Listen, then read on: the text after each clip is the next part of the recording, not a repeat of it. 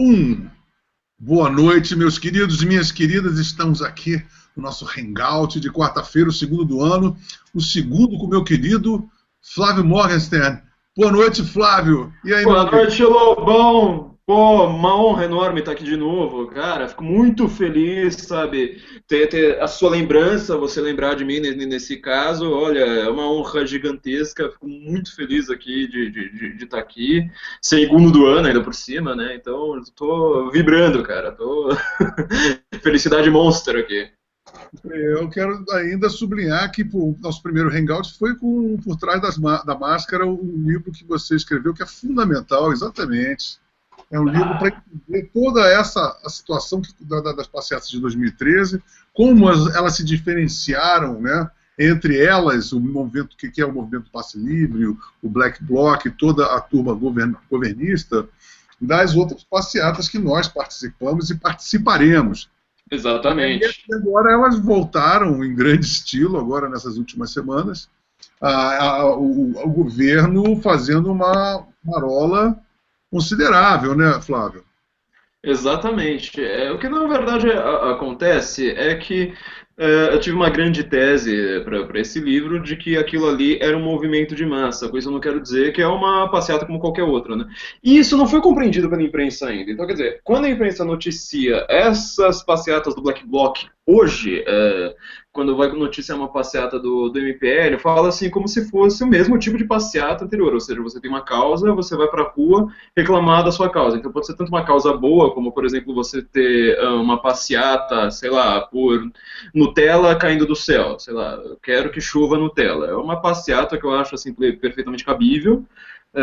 Talvez não seja muito útil, né? Não sei se você consegue fazer Nutella cair do céu com uma passeata, mas isso é uma passeata que você vai lá, faz, acabou. Agora tem outras passeatas que elas escondem o real motivo delas. Então fica todo mundo assim, sabe, hoje, falando, mas não é meio contraditório que esse povo vá pra rua por causa de 20 centavos, mas não vá pra rua por causa de inflação, por causa de corrupção, por causa de sei lá mais o quê? É exatamente este o ponto dessa passeata. Eles não querem mostrar qual que é o real objetivo deles. Então eles sempre escolhem um motivo, né, um nome fantasia meio mongo, enquanto que a verdadeira razão social ali atrás fica escondida do grande público. Então, o que a imprensa até agora não conseguiu fazer foi falar assim, olha, existe um pequeno elemento ali indesejável que essas pessoas estão defendendo, e as pessoas precisam saber, de fato, qual é esse elemento, como é que essas passeatas funcionam. Pois é, eu, para mim, na minha inocente opinião, eu acho que o principal foco dessas passeatas é uma cortina de fumaça para preservar Dilma. Você acha o quê? Olha, existe isso, né? Existe essa cortina de fumaça de alguns elementos, só que, sobretudo para quem está acostumado um pouco a ler notícia todo santo dia, você já começa a lidar com alguns conceitos que não estão na boca do povão, né? Direita, esquerda, governo, oposição, quem é que faz parte de cada um, quais são os nomes envolvidos aí. E com isso, a gente vai precisar ter algumas definições um pouco mais claras. Por exemplo, a esquerda que está na rua fazendo esse quebra-quebra é uma esquerda que ela é governista de vez em quando, mas ela não é governista sempre. Então é um pouco mais complicado do que se você simplesmente falar, olha, na verdade essa passeata é PT, por exemplo. É só você presumir, se essa passeata ela está sendo organizada pela turma do PSOL, eles vão tentar fazer a propaganda deles próprios no máximo de tempo que eles conseguirem. Na última hora, todo psolista vota no PT. Tudo. Inclusive aquele desgraçado que vai lá falar que não vai votar. Eu iria mais longe. Eu acho que, mesmo eu sei que eles são petistas de ocasião, mas eu acho Uhum, que o fato da passeata existir em si, e é muito chique, né? Porque eles estão guerreando contra o Haddad, não é? uhum. Uma coisa, um crime perfeito, mas eu acho que basicamente é uma cortina de fumaça para poder tirar as atenções. Eu acho que é uma questão articulada. Eu sinto isso, né? É um achismo da minha parte. Não, mas não é um achismo, não é uma coisa assim, um chute, né, sem cálculo. Na verdade, O maior problema dessas passeatas é o seguinte, como elas escondem a causa, ela também esconde qual que vai ser a consequência do que ela faz. Então, por exemplo, na hora que aparece uma passeata dessa, que só está preocupada com centavinhos, ela nunca está preocupada com uma causa como a corrupção, como alguma coisa maior, digamos assim, por definição, essa passeata ela é a favor de medidas de esquerda. Estatização do transporte, etc, etc. Com isso, ela já tem, assim, pelo menos metade do programa do PT ali já pronto. Então, quer dizer, ela pode não ser tão petista, assim, sabe, não defender todos os detalhes do PT, mas boa parte ali ela já é petista. Tanto que se você chegar nessa passeata e falar assim, olha, sou contra a corrupção, mas você vai tomar porrada. Nem recomendo que você faça uma coisa dessas, né? Você vai tomar porrada. Se você for falar lá, a corrupção já foi uma causa de você ficar falando mal do Maluf e aí era a propaganda petista, hoje é o contrário. Se você fala corrupção, vai todo mundo falar assim, nossa, mas que reacionário, né? Onde já se viu reclamar de corrupção. Então, já tem boa parte do programa ali pronto. E isso é uma coisa já meio declarada, né? Nem uma coisa tão escondida assim, né? Então, a gente pode também deduzir dois outros fatores, desprendendo apenas o fato de defender a Dilma. Defender a Dilma a troco de uma guinada mais à esquerda. Olha, você terá esse apoio dessa rapaziada caso você der uma guinada para a esquerda no governo. Também O que acontece? Sim, não apenas isso, como eu tenho um fato que eu acho muito importante que a gente lembre das passeatas de 2013. Quando começou todo aquele bafafá lá, os black blocs demoraram um pouco para aparecer, né, uma tese do meu livro que assim, as pessoas esquecem um pouco, né, a gente mistura um pouco os fatos quando muita coisa acontecendo em pouco tempo. Dá a impressão que aquelas passeatas começaram com o black bloc. Nossa, black bloc assim foi na hora que a rua já estava esvaziada, isso é um fenômeno meio posterior. E aí, na hora que a rua já estava esvaziada, qual que foi o mote que eles falaram? Porque já tinham diminuído, né, o preço da passagem. Então, continuou tendo passeata, já sem um apoio popular muito grande. Qual foi o mote deles? Nós queremos a reforma política. Alguém na rua pediu uma reforma política? Ninguém. Então, quer dizer, ele vai lá e fala que é o povo, né, ou seja, um movimento espontâneo, sem líderes, blá, blá, blá, blá, partidário, aquela papagaiada toda lá, mas ninguém no povo, você não via um cartaz pedindo reforma política. De repente, os líderes, uma coisa extremamente centralizada desse MPL, dos líderes deles, o pessoal do Fora do Eixo, que ganha dinheiro da Dilma, o MST, que já estava lá envolvido no meio do negócio, falaram, nós queremos a reforma política. A reforma política era aquela original da Dilma, queria perpetuar ela no poder. Ela conseguiu se perpetuar no poder até agora, mesmo sem essa reforma indo a cabo. Contudo, você vai vendo que todas as medidas que vão aparecendo é sempre uma medida que favorece o PT.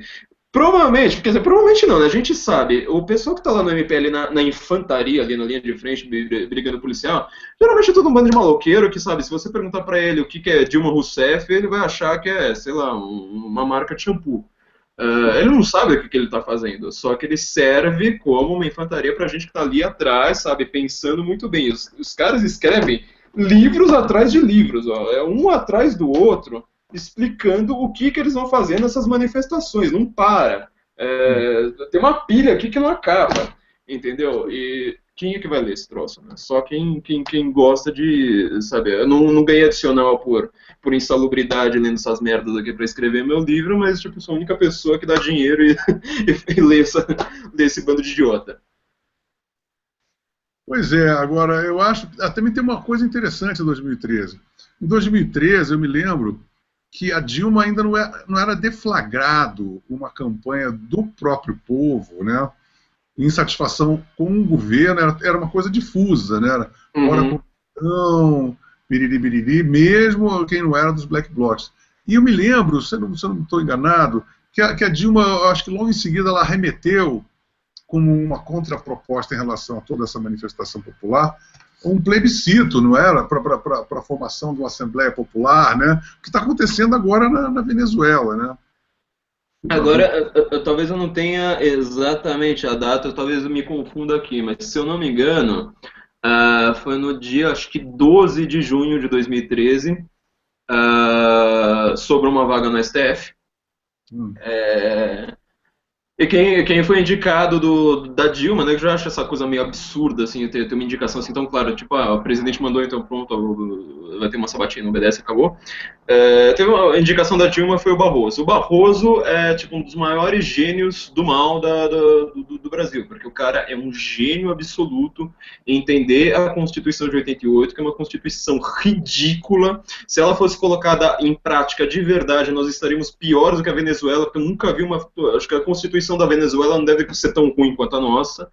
Ela é horrível, e esse cara entende dessa Constituição. Ela é traumatizada e reativa, né? Exatamente, traumatizada e reativa são dois adjetivos perfeitos para ela, porque ela foi feita no calor do momento, ela é um rascunho. Ela é emotiva, né? Tipo, inclusive, ela tá lá na Constituição falando, ó, é dever do Estado usar transporte. Pô, então eu quero ir para Nova York amanhã, me dá transporte aí. Quer dizer, ela não é nem clara, ela é uma Constituição retardada, assim, ela não fala nada. Bom, o Cardoso é especialista nessa Constituição. E ele tinha declarado 2 anos antes, se eu não me engano, que esse negócio de você ter uma Assembleia específica, para você uma Assembleia Constituinte específica para você mexer só um trechinho da Constituição, não existe porque toda Assembleia Constituinte ela é, por definição, soberana, ou seja, ela pode mexer qualquer coisa. Foi o cara sindicado no calor do momento, ou seja, tava no auge lá daquela quebradeira lá, tipo, porrada, vamos pra rua, tava todo mundo lá feliz, inclusive quem não é de esquerda tava lá, a classe média foi todo mundo pra rua e tudo mais. Que o Barroso dá a declaração no dia seguinte à indicação dele? Não, na verdade pode, sim, claro que pode, ter uma Assembleia Constituinte exclusiva, etc. Então você vê que, na verdade, tudo isso que as pessoas estão fazendo tem uma consequência que as pessoas não sabem medir, elas não sabem nem explicar o que é que está acontecendo. Elas estão indo para a rua porque elas falam, nossa, agora é participação popular, é minha cidadania, sei lá mais o quê. Participação popular, essa definição de democracia como o povo vota, o povo participa, o povo debate, é um dos grandes mitos da nossa era. Isso aí é uma coisa que, sabe, daqui a 5 séculos a gente vai olhar para trás e falar, meu, que povo mongo era esse, né? Porque isso aí não existe, cara. Você acha que todo mundo entende Constituição? A gente que lê pra caramba não entende nada desse negócio, imagina o povo lá fazendo. Então, quer dizer, é massa de manobra. As pessoas se tornam massa de manobras felizes. Esse é o principal problema da gente hoje, né? Essa felicidade improvável é que é a coisa mais mórbida e sinistra do povo brasileiro, né? Eu acho que é uma felicidade da antimatéria, porque é uma coisa perigosa, porque o neguinho come cocô e sai feliz da vida, e agora você vê no carnaval, eu peguei assim uma nhaca de carnaval, porque é exatamente isso. Você vê que por mais borocochô que ele esteja na maior depressão econômica, tá todo mundo aí faz um bloco do Japa, da Federal, já acha que está legal. Eu não consigo entender nada disso, não é porque eu seja um cara deprimido, mas eu acho que há momentos em que uma coletividade deveria manter, vamos dizer assim, a sua circunspecção. Imagina uma comunidade em silêncio, é como uma manada de elefantes prestes ao estouro, né? Então, causar um certo impacto. Isso o brasileiro não tem essa maturidade para poder provocar esse tipo de sensação nos políticos, né? Então a gente fica, a Deus dará, né? Nós estamos agora, inclusive, isso é uma situação interessante, porque nós estamos aqui no Hangout falando sobre um fenômeno, segundo algumas mídias, disseram que foram 16 mil pessoas que apareceram numa das manifestações, um número que não é irrisório, né? No meio desse desconforto que está com o governo cai, não cai, etc e tal, a população com ódio da Dilma. No entanto, as manifestações contra a Dilma começaram a declinar, né, a cair, a se tornar um pouco difusas, né, e por vários motivos. Então nós temos aqui um fenômeno, porque nós estamos prestes a entrar no carnaval, onde aqui várias multidões vão entrar em cena, e há poucas semanas atrás entrou uma pequena multidão governista, né, causando uma tremenda cortina de fumaça nos reais objetivos da nação, que é retirar a Dilma do poder, que é retirar o PT do poder. Eu me sinto, cara, agora tem essa coisa, né? Vai ter em março, se não me engano, uma passeata aí. Eu não sei como é que vai isso acontecer, sabe? Eu acho que eu não sei como é que está o ânimo de toda a população, a objetividade, o foco, a concentração, o entusiasmo, a motivação do outro lado da passeata ir para a rua, quer dizer, o povo brasileiro realmente, o que não é definitivamente governista, como que nós agora vamos nos articular para alcançar os nossos objetivos, né? Acho que essa questão é fundamental vamos dizer assim, do começo desse ano. Porque quando você tem, na verdade, assim, você tem uma narrativa, você tem fatos e você tem uma narrativa desses fatos. Isso faz uma diferença brutal. O divórcio entre uma coisa e outra tá muito grande. Então, por exemplo, nessa era de opinião pública, quando você começa a ter movimentos de massa e tudo mais, o primeiro movimento de massa do mundo que tomou um país foi a Revolução Francesa. Foi quando justamente essa ideia de opinião publique se tornou uma coisa importantíssima, se tornou o grande caso. Então você precisa manipular justamente essa palavra que você usou, acho que é definidora, né? Os ânimos. Se você estiver animado para derrubar Dilma, Dilma cai. Se você não estiver animado, ela fica. Se você estiver animado para você fazer parte de uma manifestação agora, ir para as ruas, sei lá mais o que, entupir a Avenida Paulista, a Dilma perde o foco. O PT perde poder. Se você falar assim, olha, eu não gosto dessa manifestação, porque X, Y, Z, não importa qual seja o motivo. Não é que simplesmente a Dilma não vai ser empichada, é que o Lula não vai ser preso, é que o TSE não vai se mexer, é que a PF não vai ter mais meios, porque todas essas instituições, elas dependem não só da lei. Pela lei, o Lula já estaria preso, todo mundo já sabe. Já tem um apartamento do triplex, isso aí é muito mais importante do que as pessoas pensam, porque isso aí uma peça, uma prova material para uma coisa que vai ser gigantesca. O Petrolão é muito maior que o Mensalão, gente. Então, quer dizer... O Elba, né? O Elba do Lula, né? Exatamente. O Elba também. O Collor não caiu por causa do Elba, né? Ele caiu porque o Elba provou muito mais coisa do que o Elba provaria. Então, assim, se você não for nessa manifestação agora, não é que, tipo, só o impeachment não vai ser... Não, é que o TSE não vai impugnar a candidatura dela. É que a Polícia Federal, por mais que tenha lei, ela não consegue prender o Lula se tiver um apoio popular ao Lula. Não dá. É um presidente, entendeu? Na época que o Lula estava na presidência, ele era o campeão mundial de popularidade. Você não prende um cara desse simplesmente falando assim, olha, você roubou uma bala, tá preso. Você precisa ter um apoio popular, agora tem inverter esse apoio popular. Então, quer dizer, essa manifestação ela vai ser definidora por causa disso. Se as pessoas apoiarem essa manifestação, elas não estão apoiando simplesmente a causa de você ir contra a corrupção, que é uma abstração, de você ir contra a Lula, que é a Dilma, que é simplesmente um poste, ou de você apoiar o impeachment. Você está apoiando tudo. Porque o que os analistas internacionais, embaixadas, os jornalistas internacionais, o pessoal que vai cuidar da opinião pública no mundo, o pessoal que vai fazer a capa da Economist, tá todo mundo ali vendo, e eles querem número. Então, quer dizer, essa manipulação que está acontecendo agora é uma manipulação numérica. Estão manipulando a opinião pública. O Datafolha adora mentir a respeito dos números das manifestações. Quem está lá, assim, sabe, fica exprimido pra caramba para depois o Datafolha falar, ó, uma manifestação miada, não cobria nem o quarteirão, justamente por causa disso. Pois é, eu fico preocupado porque eu concordo com você. Eu acho que até a gente, assim, o objetivo principal de todos nós, porque eu sempre digo que mosaicos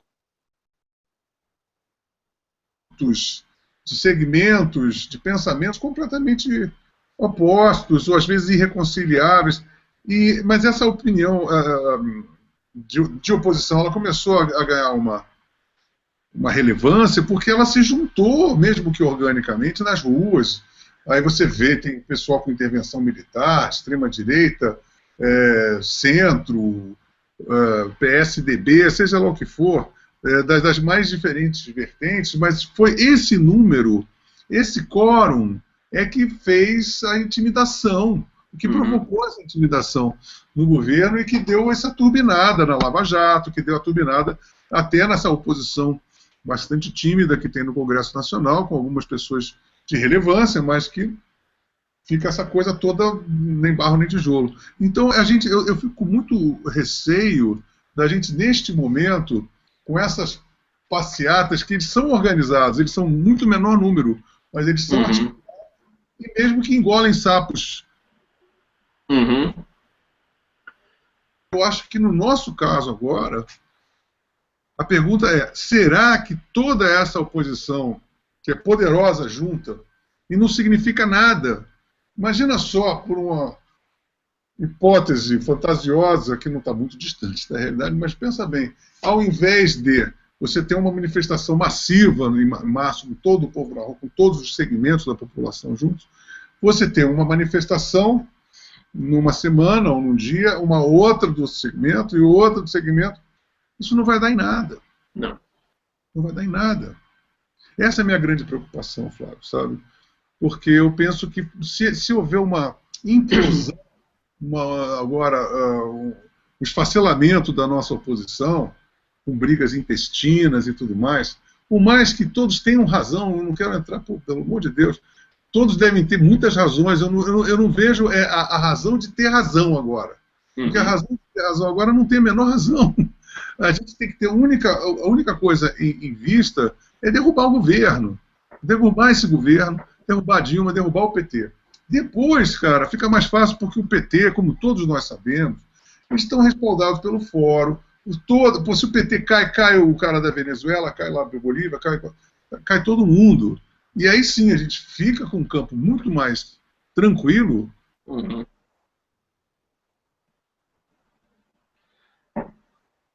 Essa é a ordem da nossa história, sabe? Uhum. E eu não sei como agora, sinceramente, como é que nós vamos nos rearticular em relação a todo esse estardalhaço para o governo, para os blogs do governo, né, para começarem a jogar ainda mais bomba em cima de todos nós, cara. Eu não consigo ver agora como é que nós vamos conseguir fazer um trabalho de repescagem de todas essas pessoas, colocar todo mundo numa sala, vamos dizer assim, seja ela cibernética, seja ela física, e dizer, gente, é o seguinte, a gente precisa de todo mundo, a gente continua precisando de todo mundo. Uhum. Todo mundo.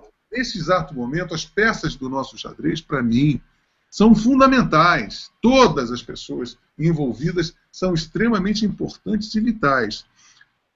Agora, como que nós vamos fazer, porque isso é um passo importante a se pensar, e que todos estão meio pilindrados e até uns intimidados, outros um pouco mais entusiasmados com a própria briga. O fato é o seguinte, a gente é um ponto pacífico, a gente precisa de reunir todo mundo outra vez. Você não acha? Eu acho que sim, é que na verdade assim, de novo, a questão fundamental aqui é ânimo. O que as pessoas tentam medir, é só você pensar numa eleição, por exemplo. O que você está medindo numa pesquisa eleitoral antes da eleição? É o fato? É tipo, quantas pessoas vão votar? Não, é o ânimo geral. Porque o ânimo geral da população, enquanto que a gente está aqui discutindo essa questão, sabe, um pouco mais... na verdade, assim, ela é muito mais por detrás, sabe? É uma questão meio de comando, não é uma questão de infantaria, é uma questão de comando. Enquanto a gente fica discutindo esse tipo de coisa, o que é direita, se vai ter uma proposta liberal, libertária, conservadora de um lado, conservadora de outro, se ela é paleoconservadora, se ela sei lá mais o que, se ela vai ter... Esse tipo de discussão, para começar, aquela fingida. A gente não está discutindo esse tipo de coisa. Isso não está sendo discutido agora. Na verdade, está tendo outro tipo de discussão ali. E, sobretudo, isso aí não mede o ânimo. O que está sendo, o que as pessoas estão medindo, o que vai definir qual que vai ser o futuro do PT, se ele vai ser uma legenda capaz de ser caçada, se o PT vai conseguir ter voto suficiente nas próximas eleições, se a candidatura da Dilma vai ser impugnada, porque pelo TSE você consegue. A mesma coisa, por exemplo, o TCU. O TCU não é exatamente um órgão que vai lá tipo, julgar, fala assim, ó, a Dilma já foi, vamos dizer, julgada pelo TCU por unanimidade. 9 ministros, um atrás do outro, falando, ó, tá certo, isso aí teve escambo aqui. Isso, nas situações normais, você vai seguir simplesmente a lei, é só você falar assim, olha, o TCU já determinou, tchau, Dilma, você caiu agora. Só que isso não acontece por quê? Porque as pessoas estão medindo o ânimo. Por quê? Quando você tem uma constituição, essa palavra democrática eu acho um grande problema, né? Porque a gente usa ela muito erroneamente hoje. Quando você tem uma constituição como a nossa, sei lá mais o quê, você vai sempre poder ter um movimento de massa, por isso que a gente tem que discutir bastante os Black Blocs agora, essas manifestações do MPL, as manifestações da CUT, etc. Você vai sempre conseguir ter um movimento para falar assim, olha, os coxinhas colocaram lá 200 mil pessoas na Paulista, bom, então é só a gente servir pão com mortadela agora para 300 mil e falar, não, o povo quer a Dilma, porque o ânimo geral quer a Dilma. É uma mentira, a gente sabe que é uma mentira, mas a gente, eu tô falando, eu e você, Lobão. O que é patético, mas que é possível, é que eles podem ter capacidade de organização para fazer isso. Exatamente, eles têm, né? Na verdade, né, a gente vê que eles têm uma capacidade enorme. Eles podem, é uma minoria ruidosa, porque eles, na minoria deles, eles praticamente só têm comando. Você vai ver assim a turma aqui dos MPLs da vida, a turma, ó, esse livro aqui, por exemplo, Internet e a Rua. Ele foi escrito para quem tem capacidade de ler esquerdista que escreve mal pra cacete. Eu recomendo que vocês leiam, apesar de ter que dar dinheiro para essa turma. Um está na Secretaria de Comunicação da Dilma, se eu não me engano. O outro eu não lembro que está, mas ele está num órgão do governo. Né? Fábio Malini, uma das pessoas mais perigosas deste país. Fábio Malini, Henrique Anton, dá para ver aqui. Ó. Fábio Malini, Henrique Anton. Olha só que curioso. Vamos juntar tudo que você estava falando até agora, Lobão. Quando você tem esse livro, para você ter uma ideia, ele já tinha sido escrito e ele acabou indo às lojas mais ou menos em junho de 2013. Quer dizer, esse livro é anterior a junho. Era uma espécie de pensamento do que eles queriam fazer em junho. Aqui já tem Rodada de Seattle, que foi onde que os Black Blocs ficaram famosos. Aqui já tem Marco Civil da Internet. Já está tudo planejado aqui. Quer dizer, não é invenção minha. É um esquerdista aqui falando, é um dilmista falando. Eu tô falando, esse cara aqui, eu não concordo com uma palavra dele, mas o cara sabe o que ele tá fazendo. Então, quer dizer, é uma turminha, ninguém nem sabe quem que é Fábio Malini, sei lá mais o quê.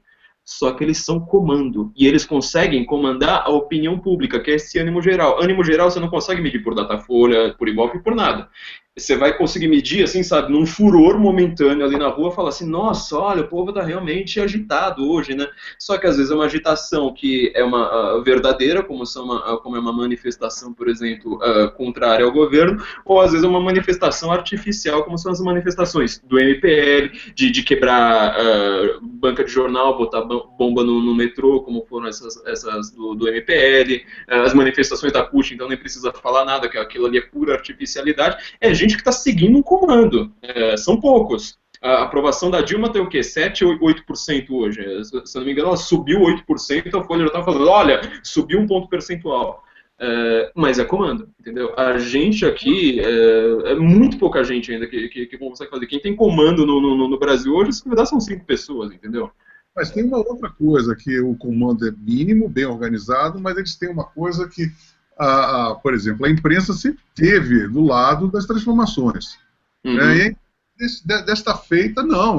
Ela acaba reverberando e multiplicando justamente esses poucos, porque estão do lado deles. Então, a gente tem que entender que a gente não conta com a maioria da imprensa. Né? Uma imprensa que é um empecilho violento para a gente... Pô, a gente dá um passo, a imprensa vem, bota 3 passos para trás. Então, a gente não tá com o fator imprensa, cara. A imprensa que destruía essa situação toda e conta, então, essa sinergia do governo, a grana, esses grupos.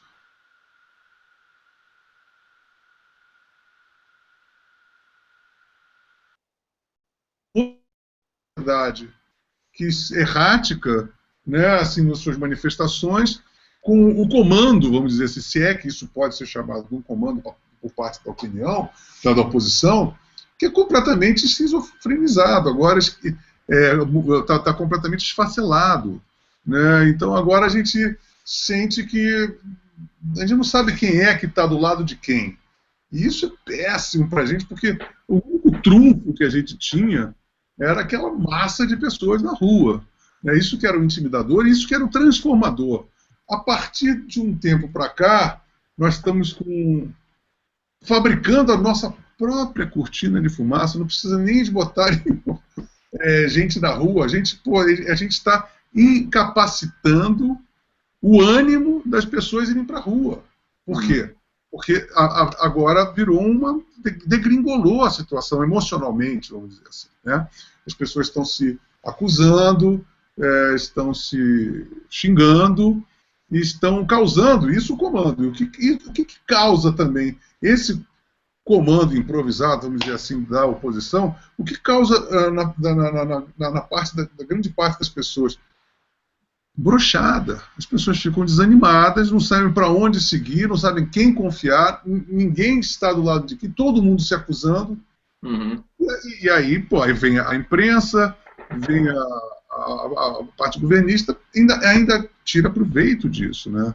Então eu acho que assim, o grande ponto que a gente tem a sublinhar dentro desse hangout de hoje é mostrar como uma minoria, vamos dizer assim, esmagadora, tem uma capacidade, através desse comando, formar toda uma organização eficaz que vai para a rua e acaba decrescendo o ânimo da opinião pública da oposição, e a oposição, com toda essa massa a favor, acaba querendo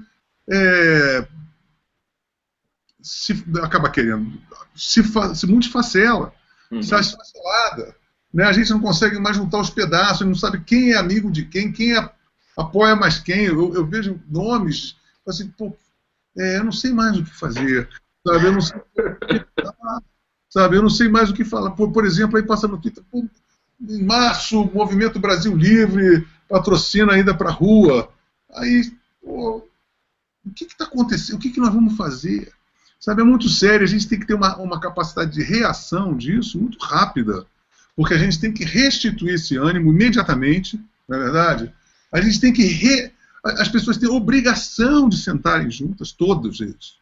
Olha, vocês vão sentar, vocês vão dar suas mãos agora, não por causa de vocês, por causa do povo brasileiro. Porque a gente precisa disso.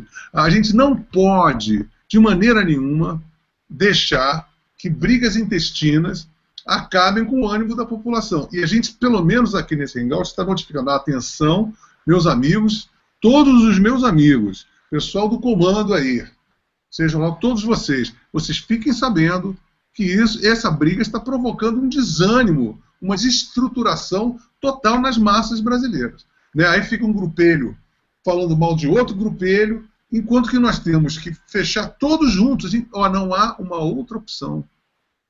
Eu tenho certeza disso, não há uma outra opção a não ser a gente se dar as mãos e sair todo mundo junto, cara. Vamos ter que debrear todos os tipos de intolerância que as pessoas têm umas com as outras, saber que o momento precisa de uma atitude maior de todos nós. A gente não pode se dar ao luxo de ficar botando para fora as nossas diferenças agora. E também tem que entender o seguinte, por mais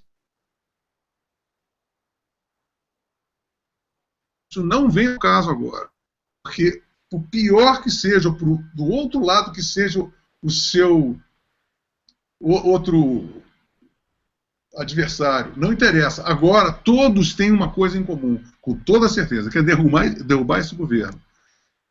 Então temos que alinhavar através deste mantra. A gente quer a extinção do PT, a gente quer o PT fora do governo, a gente quer fora Dilma, a gente quer o Lula na cadeia. Então a única coisa que vai nos colocar com possibilidade de que disso aconteça é a nossa união. Então que esse hangout seja um grito de união. Meus amigos, todos pelo amor de Deus, bom senso, nós precisamos... Olha só, inclusive, este exemplo, Flávio, das ruas que tomou aí os Black Blocs, a CUT, o MPL, que seja um exemplo. Olha só, a gente precisa se articular, a gente precisa se dar força uns aos outros, porque senão, cara, a gente vai perder esse jogo. Não existe ânimo para um Sérgio Moro, não existe ânimo para a Polícia Federal, não existe ânimo para pequeno número de oposicionistas que tem no Congresso Nacional, se a gente não tiver um mínimo de unidade entre a oposição da rua, da sociedade de pessoas, a chamada sociedade civil. Né?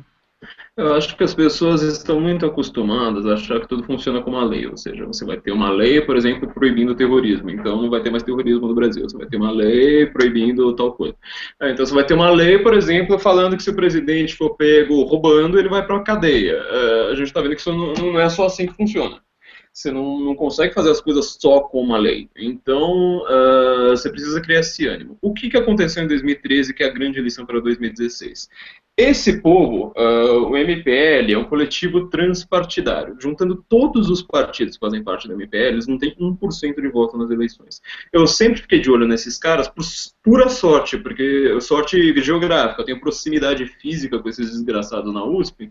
Então, como eles me torram o saco, e eles fedem, eles são feios, eles se vestem mal, então eles me agridem esteticamente todo santo dia que eu piso na USP, eu comecei a ficar puto com eles, né? Falei, pô, meu, tipo, dá pra vocês se vestirem direito, dá pra vocês falarem, sem, não interromperem minha aula, dá pra vocês tomarem banho, dá pra vocês usarem um desodorante. Então eu comecei a monitorar, ficar de olho. O que acontece? Em 2013, junho de 2013, imagina, comecinho de junho, dia 1º de junho, ninguém sabia o que era MPL, todo mundo sabia que o PSTU é aquele do slogan retardado lá do contra-burguês, voto 16, e o PCO é ainda mais ridículo porque ninguém lembrava nem do slogan deles, né? Eu também não lembro agora, acho que sei lá, quem bate cartão não vota em patrão, isso aí. Você vê como é que eles eram nulos. Em questão de 2 semanas, vamos considerar 3 semanas, na verdade foi 2 semanas e meia. Uma pesquisa de opinião que saiu só em julho, mas ela foi feita no calor ali de junho. O apoio popular aos protestos que eles estavam fazendo foi de 88%. O Lula nunca conseguiu chegar a 88%. Como eles fizeram isso? Criando notícias. E notícia hoje você não cria no mesmo modelo anterior. Isso é outra coisa que está aqui em todos os livros desses caras. Todos aqui, ó. Manuel Castells é o cara que adora falar disso. Protesta Brasil, isso aqui, Brasil em Movimento, tipo, reflexões aqui, com um monte de gente falando disso. Todos eles estão falando, vamos criar notícias, porque as pessoas começam a trocar o ânimo. Então, por exemplo, uma pessoa que nunca iria num protesto do MST estava lá em 2013, porque o ânimo dela mudou. Estava lá na rua falando. Uma pessoa que nunca detestava política, de repente estava todo mundo lá postando no Facebook. Sai do Facebook, vem pra rua, porque agora nós somos cidadãos e vamos mudar tudo. Para você criar notícia, na era atual, na era da internet, por isso que esses caras são todos focados na internet, né? Tipo, galera aqui do Anonymous também, eles não foram tão fortes aqui no Brasil, mas eles são muito fortes na América, na Europa. Você precisa daquela coisa muito simples hoje, que é uma câmera. Você precisa filmar uma coisa assim que seja chocante. Quando eu era pequeno, assim, até adolescente, eu morria de inveja de quem tinha câmera, porque eu era pobre, no ferrado de periferia, enquanto que sempre estudei em colégio bom para minha sorte, então tipo, quase todo mundo tinha uma câmera, eu nunca nem tinha visto uma na minha frente. Eu falava, nossa, mas câmera é uma coisa assim, tipo, uau, né? Hoje em dia você com celular, você faz qualquer coisa, né? Tem aquele velho mote, uma câmera na mão, uma ideia na cabeça, uma câmera na mão, uma merda na tela. Hoje com o celular não existe gente que seja idiota e ruim o suficiente para não ter lá a sua capacidade de encher o saco no Facebook e no Twitter. Essa galera do MPL, por exemplo, se você for parar para pensar, tem uns ciquinhos estudiosos de Gramsci, de sei lá mais o que na faculdade, geralmente pessoal que faz letras, sociologia, história, geografia, né, os cursos de extremo humanas. E lá pra frente tem uma turma meio loser. A gente tem que falar corretamente. Eles são uma galera meio loser. O jeito deles conseguirem ter alguma coisa na vida, conseguir os primeiros amigos, apanhando da polícia e todo mundo falando, nossa, que herói que você é, você apanhando da polícia. Então, eles tinham uma capacidade de criar notícias e eles estudaram isso por anos. Um dos principais livros que eu citei no meu livro, eu não consigo mostrar aqui porque ele só existe em PDF, não online. Ele chama Movimentos em Marcha. era dessa galera do Fora do Eixo, galera que foi fazer o MPL, Ivana Bentes, que a gente comentou bastante aqui no nosso último Hangout, né? Toda essa galera aí, juntando as opiniões, falando assim, olha, a gente precisa saber como é que a gente vai fazer uma manifestação socialista hoje, já que se você falar socialista, pega mal. Você pode ver que nem o PSOL que tem socialista no nome não costuma falar socialismo.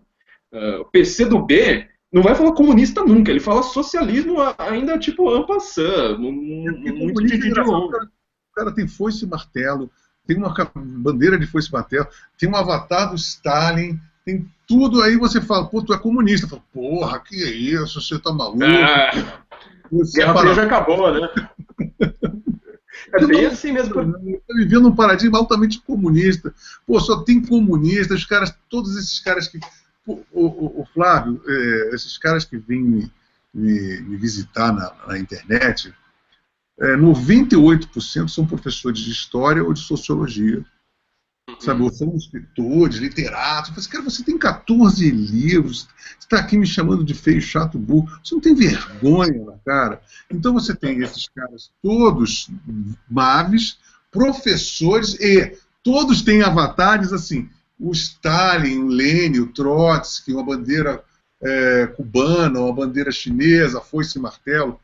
Ou seja, na verdade, nós estamos vivendo impregnados de uma cultura altamente comunista, doutrinária, de todas as escolas, e quando a gente entra chiquemente, elegantemente no assunto, olha, desconfio que está rolando um comunismo. As pessoas começam a ter ataques apopléticos, né? Você não pode falar de comunismo. Comunismo não é uma coisa que é um tabu, essa palavra, né? Eu acho que para entender isso a gente tem que ler menos, por exemplo, uma carta capital, uma carta maior, caros amigos, e ler mais a Folha, se a gente quiser entender. Porque o que é a Folha? Você vê a lista de colunistas dela, tem lá 3 ou 4 pessoas que são, vamos dizer assim, defensoras do capitalismo. Vou colocar de uma maneira genérica, né, para não ficar entrando nessa questão de direita, esquerda, conservador, libertário. Então são defensoras do capitalismo. 4. O resto é comunada. Comunada, usando o termo correto, é comunada. Tipo, é gente que tem um Pol Pot tatuado no bumbum esquerdo. Só que essa galera morre de medo de falar a palavra socialismo. Você tem que lembrar de uma coisa fundamental. O artigo que eu mais gosto do Olavo de Carvalho chama-se O Culto ao Che, porque ele fala exatamente isso. Onde que é a esquerda dominante? A esquerda é dominante em criar imaginário coletivo. Ela é dominante nas letras, na psicologia, na comunicação. Ela vai ser dominante no direito internacional, vai ser dominante na economia. Não é nada no dia, sei lá, na diplomacia. Nem existe teoria de direito para essas merdas, né? Vai ser dominante na moeda. Isso aí não existe. Eles são dominantes em criar signos. Eles são mestres do hype. Exatamente. Então, assim, quando você tem uma esquerda, por exemplo, quem que é o maior esquerdista do mundo hoje? Noam Chomsky. O que o cara é? Linguista. Então, presta atenção. O que a gente está falando agora, por que a esquerda consegue dominar o Datafolha? Por que a esquerda manda o MPL para a rua para quebrar tudo lá? Porque as pessoas são dementes? É por causa de Noam Chomsky, porque o cara ele consegue manipular signos. Um dos alunos dele, George Lakoff, ele é muito pouco conhecido fora do reino da linguística, né? George Lakoff, o nome do cara. Pesquisem. Ele fala que os conservadores dominam signos linguísticos no noticiário. Você vê noticiário com signo conservador? Tipo, se você fala comunista, todo mundo te acusa de achar gente debaixo do armário. Só que aí eu vou voltar. A Folha. Por que você tem... Por que a Folha é o paradigma perfeito disso? Porque lá ninguém fala a palavra socialismo. Ninguém vai nunca dizer... por exemplo, ai, que saudade que eu sinto do Muro de Berlim. Ninguém. Só que em compensação, é sempre aquela coisa, neoliberalismo, né? Isso é uma coisa furada, não deu muito certo. A desigualdade social, a homofobia. A esquerda americana, hoje, ela é dominante na questão sexual. Isso aí não é uma invenção minha. Tá lá no Marcuse. Continuam resistentes ao Foro de São Paulo, né? O Foro de São Paulo. Sim. Você não pode falar mal da Venezuela. Não. Se você falar mal de Cuba, os caras já reclamam. Pecado mortal. Então, aí o que que os caras fazem? Eles começam a criar essa simbologia de falar assim, não, eu sou progressista, eu sou Vila Madalena, eu só gosto de uma maconha, eu só gosto de casamento gay, sei lá mais o quê. Os caras não percebem que por trás de tudo isso, às vezes, tipo, você pode até falar assim, olha, isso aí talvez funcione, eu não sei, não vou nem entrar nessa discussão. Só que por trás de tudo isso está uma criação de símbolos para você ficar atacando sempre o capitalismo, a direita conservadora, liberal, blá, blá, blá. Então, o que que acontece? Quando você tem esses símbolos dominados, tipo, com uma Folha de São Paulo como bastião disso, você vai sempre ter voz para o MPL, para a rua, e para Dilma se manter no poder, ela que também cria notícia. Ela é especialista, o PT é especialista em criar notícia. Eles não estão conseguindo direito em 2015 e 2016, só que eles sempre estão lá, tipo, você pode ver quantas assessorias de comunicação tem. Pra você ter uma ideia, Petrobras, eu não lembro o número exato, mas ela tem mais de 1.000 assessores de imprensa. Sabe quanto Abril, a editora Abril inteira, não estou falando uma revista, a editora Abril inteira tem? 400. Então, quer dizer, Não, a Petrobras... tem mais ali com um corpo de profissionais Então, que a Petrobras, né? Pois é, então, assim, as estatais,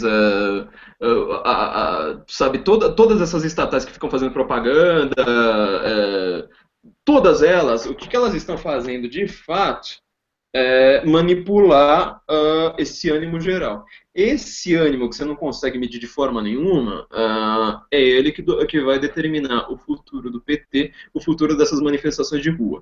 O MPL, por que que ele conseguiu 88% de aprovação em 2013 e não conseguiu em 2016? Porque naquela época, agora a gente fala 3 anos atrás, 2 anos e meio atrás, já é uma época distinta. Naquela época, as pessoas não sabiam o que era o MPL.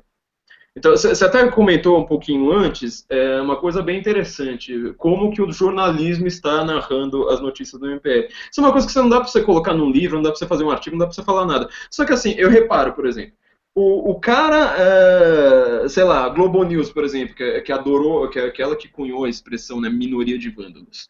A Globo News, ela sempre narra a manifestação da mesma forma, ou seja, ela começa pacífica e depois vira vandalismo. Foi tomada por uma minoria de vândalos. E só do MPL acontece isso. Eles nunca param para pensar que as outras não e trocar a forma como eles vão narrar isso pro povão. E quem assiste Globo News é povão, viu? Não se acha o máximo para assistir Globo News, não. Hoje em dia qualquer um tem TV a cabo. Então o que acontece? Quando ela faz uma coisa como essa, vai lá descrever tudo como uma manifestação que foi tomada, sei lá mais o que, ela já tem um modelo, um molde, né? A notícia, você precisa encaixar a notícia no molde lá, maceta um pouco aqui para ela caber, manda ela para frente. Só que aí você já tem toda essa criação. Então, naquele momento, isso aí era uma coisa comprável pelo povo. Eu falava assim, não, mas a manifestação em si é boa, o problema é a minoria de vândalos.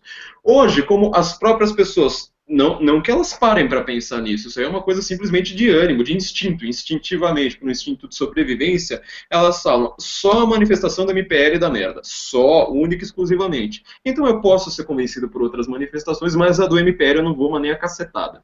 Então, em 2016, na hora que eles vão lá falar assim, de novo, olha, a manifestação começou pacífica, foi tomada por uma minoria de vândalos, ninguém mais compra. Você olha lá no perfil do MPL no Twitter, meu, o couro que esses caras tomam, eles vão lá e falam assim, nossa, tá rolando um banho de sangue, tá pior que a ditadura. Eles vêm todos prontos para o banho de sangue, cara. Né? Pois é, mas aí o povo vai lá e fala assim, meu, vocês tinham que ter apanhado mais, sabe? Vira até o contrário, entendeu? O que o povo vai lá começa a falar agora é um discurso exatamente oposto de 2013, ou seja, o povo já tá lá até falando, olha, se a PM quiser lá enfiar porrada em vocês, deixar vocês sem dentes, o que ela faça, entendeu? Então virou o contrário, do ânimo.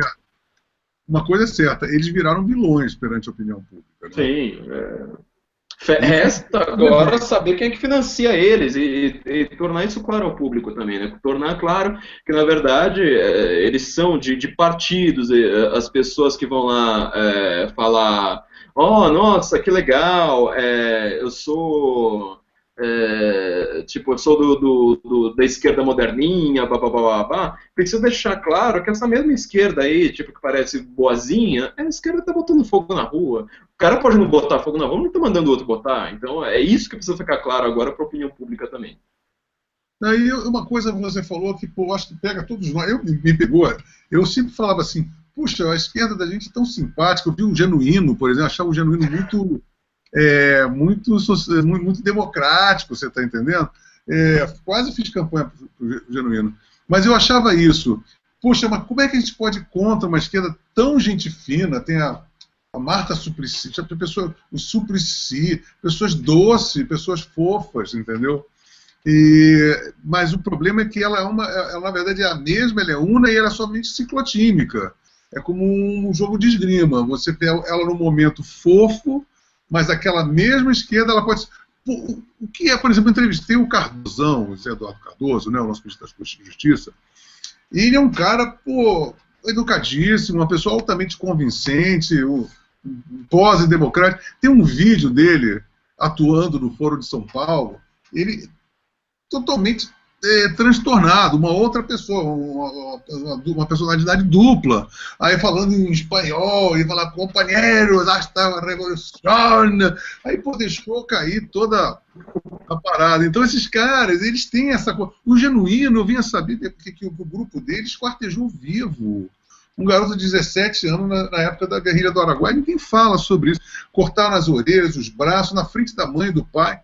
E essa figura querida, fofa, estava no meio dessa jogada toda. Então esses caras são capazes de fazer as maiores atrocidades e tem essa manha de se vestir como burguês, de falar como democrata, e de ser gracinha, de ser Vila Madalena, de estar num pagodezinho kit lá na Vila Madalena, tipo linguiça com cachaça, que ninguém vai achar aquilo próximo do paredão, né? A moda agora é você se fazer de pobre, mas pagar uma fortuna por isso, né? Tipo, como você fala que você venceu na vida, você se fazendo de pobre. Então essa galera aí, eles têm esse jogo de máscaras mesmo. Então, assim, pra gente eles se apresentam de uma forma, entre eles em si, é tipo, nossa, fuzila, vamos citar Brecht aqui, depois fingir que é só um poeminha, e vamos mandar todo mundo ser fuzilado.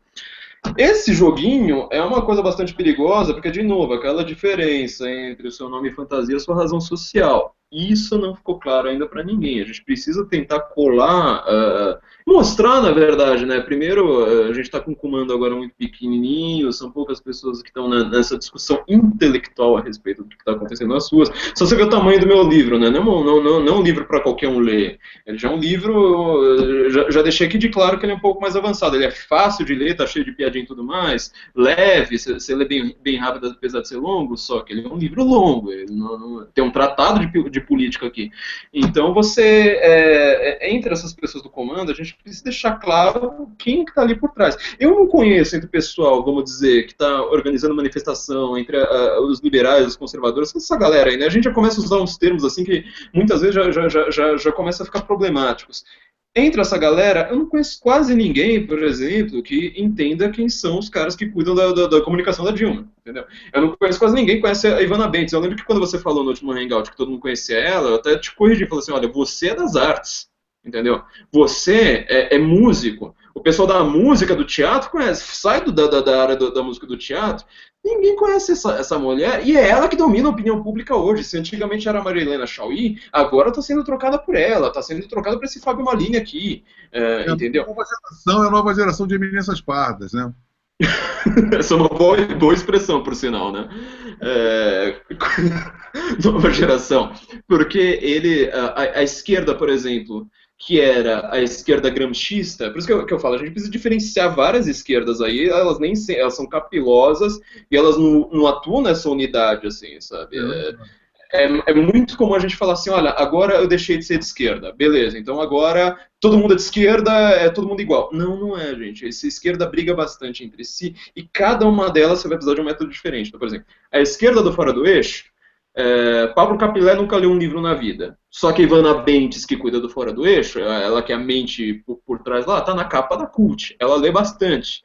E ela já tá falando assim, o Jean Willis também, ele é ligado a essa galera aí, não é ligado assim diretamente, Só que ele tem o mesmo apoio, sabe, aquele apoio informal do Marcelo Freixo, lendo as mesmas coisas. Por quê? Eles vão falar assim, olha... Obra, Flávio, por exemplo, o Jean Willis, o próprio Tico Santa Cruz, eu peguei um flagrante do Tico Santa Cruz, ele, de repente, não mais que de repente, do nada, começou a me atacar como se eu tivesse também, você foi da Lei Rouanet, me atacou dizendo que eu tinha aceitado a Lei Rouanet, Puta mentira, eu lembro dessa história, hein? Aí um dia eu botei tudo à prova, ele foi defenestrado. Só que um amigo meu monitorou que toda a postagem dele saía ao mesmo tempo na página da Jandira Fegali. Uhum. Então Ou seja, cara, estava monitorado e, quiçá, orquestrado pela Jandira Fegali, porque ele, inclusive, usava uma terminologia que nós, conhecendo a pré-demência de tipo Santa Cruz, não está no vocabulário, não está no repertório do vocabulário dele, usar determinada, por mais furada que seja a argumentação, mas sabemos, então, que pessoas como públicas, que estão em cabeça de chave, né, como Tico Santa Cruz, Jânio Willis, se eles não são da turminha, eles estão sendo utilizados pela turminha. Exatamente. E isso aí é uma coisa importante. De novo, essa ideia de você ter uma câmera na mão e uma ideia na cabeça, hoje em dia com o Facebook você tem tipo uma capacidade de ganhar curtida, mesmo sendo uma nulidade. Como o Tico Santa Cruz. Quem lembra do Tico Santa Cruz hoje? É uma tal de Detonautas. Eu vivo achando que ele é do CPM 22, pra você ter uma ideia.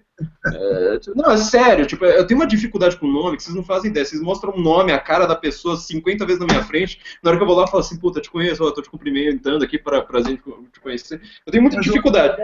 Não é seu não, Flávio, porque nesse caso aí é porque realmente... É uma nulidade, né? Ser anônimo era melhor, né? A falta de originalidade de 2000 para cá fabricou um monte de... Homem massa, é formiga, você não consegue diferenciar uma da outra. Mas então, voltando, uns caras como João Willis, esse pessoal aí do Fora do Eixo, eles já não são mais a esquerda gramscista. Gramsci, o que é o Gramsci? O que o cara quer falar? Fala assim, olha, pega o Maquiavel, troca o príncipe e agora é partido. Então você tem que transformar tudo no partido. Isso foi o PT. PT mais ou menos até a década de 2000. Hoje em dia, então o Gramsci não é revolucionário, as pessoas costumam, ele faz parte do que a gente chama de movimento revolucionário, ou seja, do grande socialismo mundial, mas ele não prega uma revolução, ele prega o contrário, a tomada lenta. Agora, essa esquerda fora do eixo, essa esquerda que está lá no MPL, ou seja, você tem aqui em São Paulo, por exemplo, você tem o Fernando Haddad, petista na prefeitura, gramscista. Apesar de que ele é, na verdade, ligado à escola de Frankfurt, né? Ele tem a tese de doutorado dele a respeito do Habermas. Fala que corrigiu o Habermas, eu vi ali, parece que ele realmente corrigiu, porque a tese do Haddad é melhor, olha só. E a esquerda que está na rua é a esquerda do Negri. A Ivana Bentes é especialista em Antônio Negri. É a esquerda da multidão. O Negri, ele é um cara muito interessante. Todo direitista deveria ler Antônio Negri, todo mundo que defende capitalismo deveria ler Antônio Negri para entender como é que vai ser o futuro das manifestações, o futuro dos protestos. Não, o Negri, Antônio Negri. Bom, eu não sei, eu nunca entendi se ele é italiano, se ele é francês, quer dizer, ele é italiano, mas tipo, teve um problema com a justiça da França e tudo mais. Então, assim, tudo que você vai falar a respeito da esquerda atual, você precisa pensar, por exemplo, Antônio Negri já não é mais gramscista. Slavoj Žižek, esse é o cara, assim, da esquerda hoje. Esse cara, ele fez Occupy Wall Street quase sozinho. Tipo, o cara é foda. Aqui no Brasil, tipo, o cara fez Occupy Wall Street lá, ele veio, eu fui fazer o lançamento do meu livro no Nordeste agora, nem sabia dessa história. Eu tava lá em Recife, comecei em Recife a turnê pelo Nordeste, falei, olha, teve esse cara aqui, fez assim, assim, assado. Na hora das perguntas, um cara foi lá e falou assim, olha, Flávio, o negócio é o seguinte, você tava falando aí do Slavoj Žižek e do Ernesto Laclau, né? Outro cara importante, né? O cara que vai lá e fala assim, olha, você pode ser o maior coxinha do mundo, agora você pode se dizer proletário aqui na marra. Você está falando desses caras aí que eles fizeram Occupy Wall Street, eles vieram aqui para a Universidade Federal de Pernambuco, 3 meses depois apareceu o Culpa Estelita, que é um cais no porto lá de Recife, Virou um puta bafafá e o Ocupa Estelita tá lá até agora. Até agora. Eu falei, porra, eu nem sabia disso. Olha só o que acontece. Então, assim, a esquerda moderna, você precisa entender que ela se fragmenta, né? Comunista, você joga ele na parede e vira 5 comunistas e comunistas sempre brigando entre si. Então não dá pra gente tratar em bloco. A gente precisa ver que cada um deles a gente vai tratar de um jeito. A esquerda ela lida com o recalque humano, e o recalque ele é muito facilitado, polimorfo. Então, a esquerda é polimorfa no sentido de que o recalque é polimorfo. Então, ele se demonstra, se manifesta de várias maneiras. Uns são mais chiques, outros são mais toscos, mas e isso vira aquela dialética também, né? Para que você haja e isso é muito interessante para você perceber, para todos nós percebermos que a gente tem que lidar com vários alvos que estão se movendo, interagindo ou não, às vezes, de vez em quando, mas que são coisas que vêm de segmentos separados da própria esquerda, né? Então, mais do que isso, né? Acho que assim, o que a gente precisa pensar agora é que você vai ter uma esquerda já digitalizada, por exemplo, essa esquerda anônimos, essa esquerda fora do eixo, essa esquerda que está cuidando agora de internet. Você acabou de falar, por exemplo, que as postagens do Tico Santa Cruz saem na página de uma mulher do PCdoB. Isso é uma coisa coordenada, isso não surgiu à toa. E uma coisa de internet, as pessoas, por exemplo, adoram usar a palavra MAV, né, para tudo. Falam assim, olha, apareceu um cara que discordou de mim aqui, ele defende o PT. É MAV. Não, não é, gente. MAV é uma coisa bem específica, é meio raro de você ver. Porque é gente que tem treinamento, é gente com uma gramática semi-perfeita, é gente que usa os algoritmos, lá, umas palavrinhas específicas para ficar bem no Google, entendeu? E o que o Fora do Eixo fez, o que o MPL fez, foi justamente isso. Por isso que aconteceu aquilo ali em 2013, que quase poderia ter virado uma revolução. Não virou. Agora o MPL vai tentar fazer a mesma coisa na rua, já nem pensando mais em revolução, mas já pensando em encher o saco da gente para não ter impeachment, para o pensamento tipo, o Estado tem que me dar tudo, continuar na mente das pessoas. De novo aqui esse negócio da Folha, né? Você não fala mais que você é comunista, mas você fala, o Estado tem o direito de transporte, tem o direito a sei lá mais o quê, direito ao feminismo, agora precisa disso, precisa daquilo. Ou seja, você nunca fala que você é comunista, só que o seu pensamento é comunista, é a mesma bosta. Não mudou nada de 1917 para cá, mudou o nome só, agora é progressismo, agora é feminista, agora é movimento gay, movimento negro. Vão fazendo as cagadas e vão tendo que trocar a razão social deles, porque as cagadas são enormes. E aí sempre vem o papo, mas porque ninguém seguiu mesmo a parada do Marx, e Benini tem que ler o Capital, para não sei o quê. E eles ficam com uma mutação de razão social e mudam algumas metas. Você agora não é contra o consumo, agora você é a favor de acabar com o gênero, etc. e tal, mas sempre o movimento do recalcado e do invejoso, né, cara? Então, sempre o cara que é menos potente, por isso que é um punheteiro de pau mole. Sua expressão é melhor, né? Melhor das suas. Aliás, sua grande infowar. Porque assim, é uma masturbação intelectual em torno de um tônus muito baixo. Porque um cara, para ter o recalque que tem, ele tem que ter um tônus vital muito baixo. Então, ele fica se masturbando dentro desse baixo tônus vital. Daí é uma grande estufa do socialismo.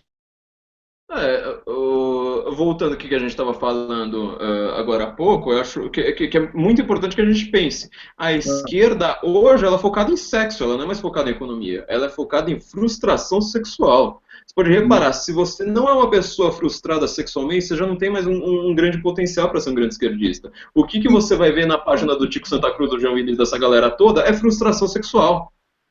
Entendeu? Você não vê mais desigualdade. Agora, mas a pessoa tem que entender que todo fruto de um recalcado é algo grotesco. Você vê, aí o cara, aquela mulher com o cabelo no sovaco, né? É feio, é escroto, desculpa aí, feio. E os caras produzem coisas anti-estéticas, porque aí também tem a coisa da estética e da anti-beleza, de você ser contra o belo, porque o belo é uma coisa, não é para todos, então vamos democratizar a feiura, né? Então esses caras, eu estou muito de saco cheio disso, Flávio, sinceramente. Isso daí cansa muito.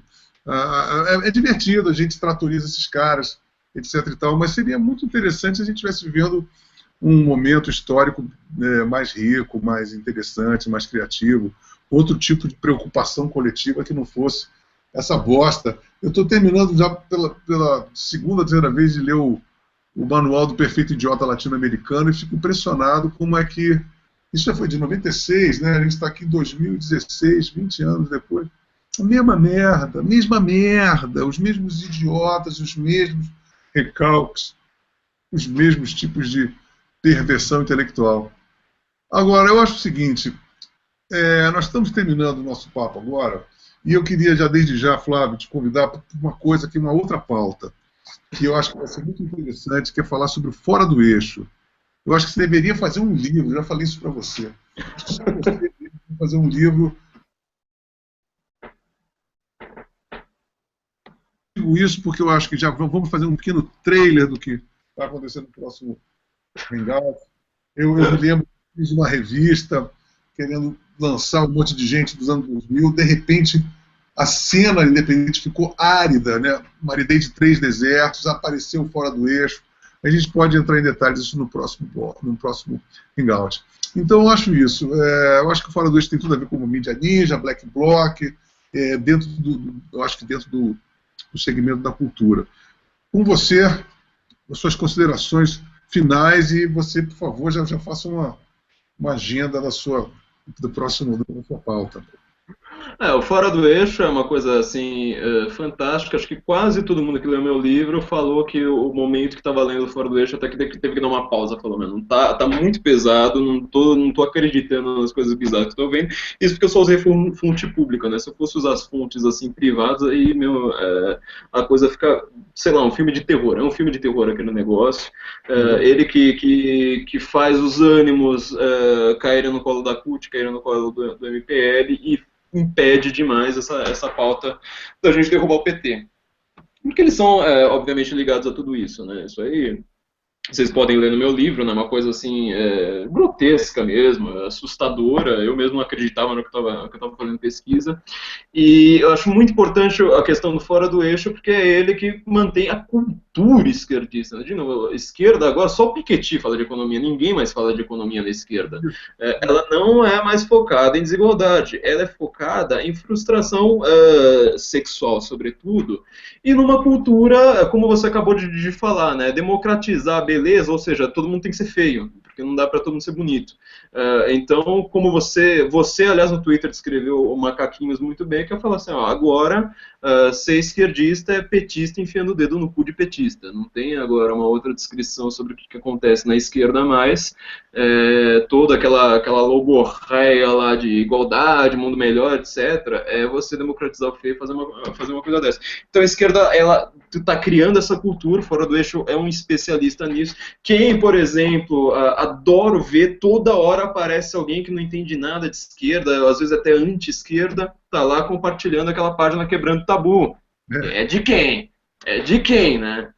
Então, eles criam isso, eles criam e as pessoas compram sobretudo quando elas não sabem o que estão fazendo, como vocês viram em 2013. Então, fiquem de olho, cada vez que vocês ouvirem alguma coisa na internet, porque agora, queria até falar do Eugênio Morozov, né, The Net Delusion, que ele mostra que essas revoluções de internet aí são uma pinóia, né, esses cyber-utopistas, uma bobagem isso aí, falar que a internet muda algo, mas toda vez que vocês veem algo na internet, desconfiem, gente, desconfiem inclusive daquelas pessoas que vocês concordam, que vocês confiam, desconfia de mim, sabe, vai falar assim, olha, tem lógica aqui, mas onde que está, de fato, essa referência na realidade? Você acabou de falar que tal pessoa disse isso, fez um vídeo, lá, etc. Mas qual foi o contexto? Me mostra ali por tudo que tá atrás. Não vem porque eu estou vendo um monte de pessoa fazendo agora esse tipo de análise, às vezes acertado, só que com uma referência que é uma fofoca. Fora do Eixo, especialista nisso, as evoluções da modernidade vão acontecer por causa de fofoca de internet, e você vai ter ainda por cima mentiras que acabam, como o Datafolha é uma grande mentira que acaba com o projeto, por exemplo, o nosso projeto. Então, fiquem de olho nisso, porque vocês precisam desconfiar da internet um pouco. Quem manda na política ainda não é a internet, gente.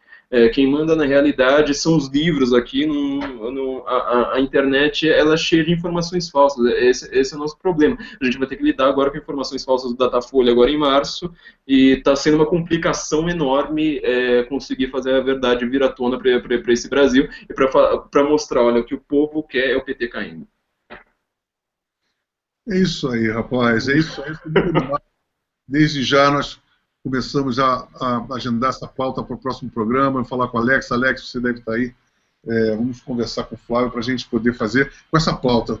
Fora do eixo é muito importante, tem que entender que o Pablo Capelé está dentro do Ministério da Cultura, ele é uma eminência parda do Gilberto Gil, do Caetano Veloso, inclusive fala uma nova língua muito semelhante aos tropicalistas. Isso não é de graça. Então, esse livro que eu falei, Lobão, rapidinho, esse livro que eu falei, Movimentos em Marcha, tem um monte de discussão sobre Tropicália. Para que fazer discussão sobre Tropicália para ir para a sua? Vocês têm que ler um livro para entender como é que é o negócio. É isso. Tropicália que está mexendo no Brasil hoje. Ó, bizarrice. Né? A gente está na mão de duas múmias. Gilberto Gil ainda fazendo a cabeça da meninada, é o fim da picada. Mas isso daí é pauta para o próximo programa. Flávio, foi um bom prazer, eu acho que foi importantíssimo a gente ter falado isso, eu acho que desanuviou nosso coração, e eu acho que coloca o ânimo, pelo que você falou, das pessoas, novamente. Nós precisamos ir para a rua, a convocação é geral, nós precisamos ir para a rua, o povo todo precisa ir para a rua, e antes de qualquer coisa, nós precisamos estar todos unidos, todo mundo unido. É isso aí. Carnaval, vamos rebolar muito. Eu não vou, não. Muito obrigado, Lobão. Uma honra infinita ser lembrado aqui por você. Fico muito feliz. A gente vai fazer muita coisa ainda para esse país. Não importa o quanto que as pessoas atrapalhem a gente, enquanto que exista fora do eixo, enquanto existe MPL e petista. Enquanto existir essas coisas, não importa, a gente vai fazer alguma coisa para esse país. Valeu mesmo, Lobão. Vamos nessa. Muito rock and roll na veia, meus amigos. Pode deixar, meu caro. Até mais. Valeu, abração. Tchau. Tchau, tchau.